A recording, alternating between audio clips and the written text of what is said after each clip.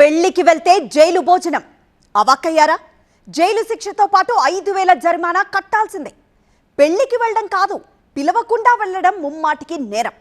ఆహ్వానం లేకుండా ఫంక్షన్ హాల్కి వస్తే రంగు పడుద్ది అని హెచ్చరిస్తున్నాయి యాజమాన్యాలు. పెళ్లంటే సందడే సందడి.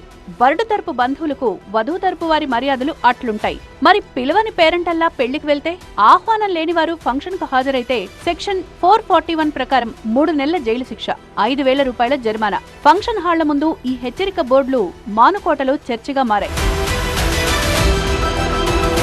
మహబూబాబాద్ పట్టణంలోని 10 ఫంక్షన్ హాళ్లున్నాయి. పెళ్లో మరే శుభకార్యాలు జరుగుతూ ఉంటాయి. గుంపులో గోవిందల్లా బంధుమిత్రుల కన్నా దారినపోయే దానయ్యలే అతిథుల్లా ఫంక్షన్ హాల్లో దూరడం, కాఫీ, టిఫిన్, టీ, బఫే భోజనం ఆరగించిపోవడం పరిపాటిగా మారిందట. దాంతో లెక్క తప్పి అసలు బంధుమిత్రులు భోజనాలకొచ్చేసరికి వడ్డించడానికి ఏమీ మిగలట్లేదట. దారినిపోతూ ఫంక్షన్ హాల్లో దూరే దానయ్యలకు చెక్ పెట్టేందుకు ఫంక్షన్ హాల్ యాజమాన్యాలు ఈ హెచ్చరిక బోర్డులు ఏర్పాటు చేశాయి.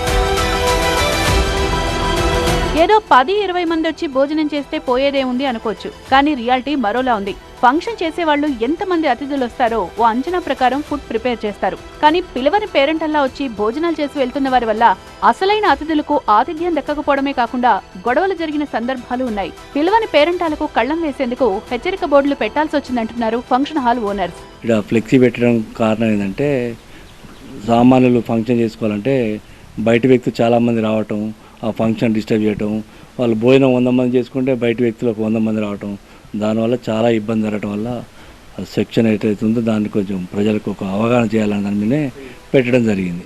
అదన్నమాట సంగతి. రోజులు మారాయి, పెళ్లి కార్డులు కూడా మారాయి.